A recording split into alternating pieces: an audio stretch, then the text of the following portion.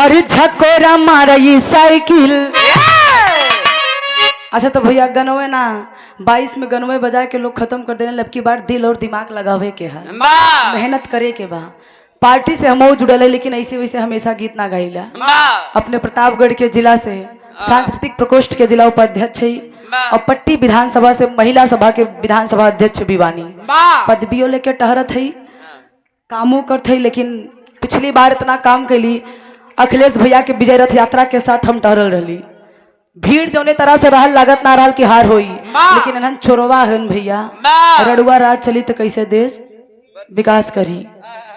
लेकिन गीत है गुरु जी कैसे,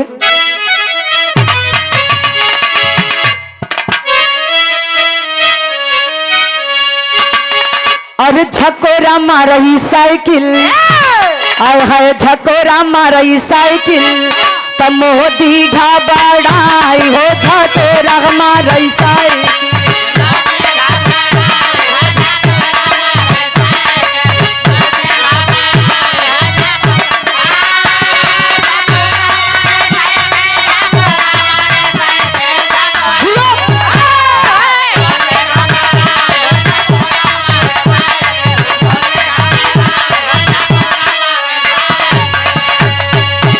झकोरा मारई साइकिल मोदी घबराई हूँ,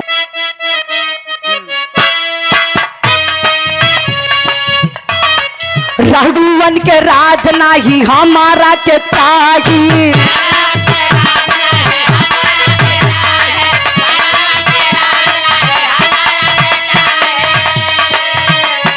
राडुवन के राज नाही हमारा के चाहिए। सम्मानित गार्जियन बाबू अवधेश यादव, ये 100 रुपए का आशीर्वाद। जय अखिलेश, जय मुलायम, जय समाजवाद। राडुवन के राज नाही हमारा के चाहिए,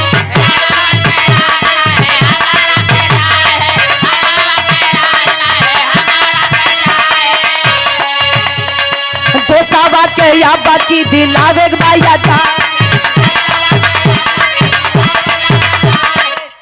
हमारे धर्म के बड़े भैया मनोज रेडियो भैया की तरफ से पुनः 100 रुपया के आशीर्वाद। जय मुलायम, जय अखिलेश, जय समाजवाद।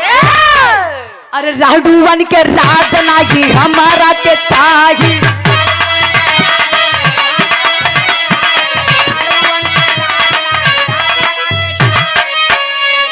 देशवा में हमारे मचौले बतबाही,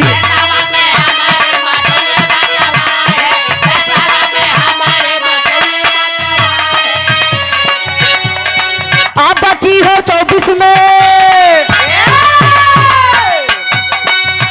अब बाकी हो 24 में साइकिलिया बा ललकार हो, मोदी घबराई हो झकोरा मारई साइकिल।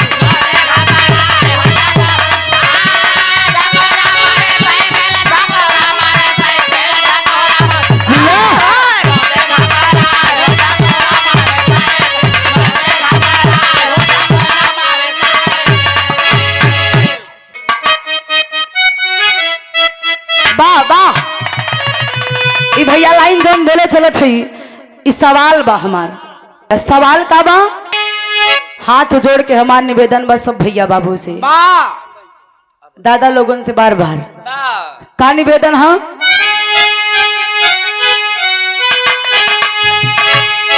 कि जब आई समैया,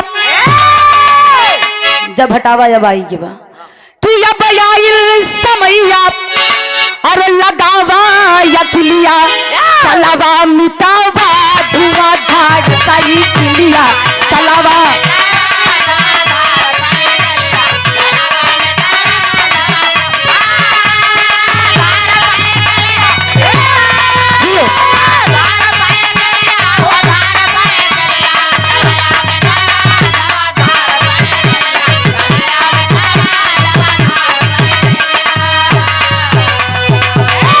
कि हमरे अखिलेश भैया के, अरे यही बात सवारी एकदम सस्ती और सरल सवारी, न डीजल लागी न पेट्रोल लागी, चाहे जितना महंगा कई डाल कोनो फर्क हमका से पड़े वाला यही से कहना बा कि हमरे अखिलेश भैया के यही बात सवारी।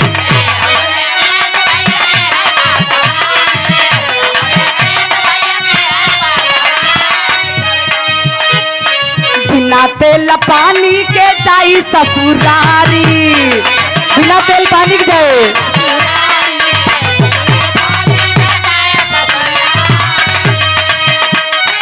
पैसा खर्च ना करे की जरूरत है, फ्री में साइकिल उठावा 4 घंटा बजाए 8 घंटा लागे बस, फर्क तो नहीं बा।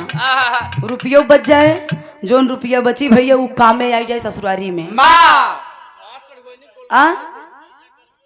हाँ गर्मी हो तो निकल जाए, जो आलसी लोग बन गए होगन तनी से शरीर में फुर्ती भी आ जाई, और रुपया बच जाए तो सड़ुनी सरहजे की मिठाई ले जाई, जो 1 किलो सब ले जाते न 2 किलो ले जाइए, और 5 रुपये विदाई दे के जाएंगे।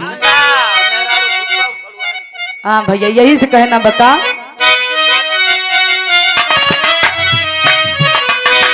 हमरे अखिलेश भैया के है बात सवारी,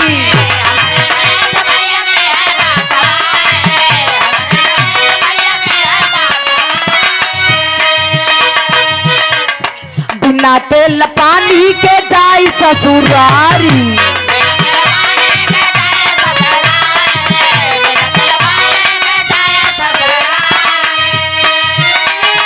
आइल समैया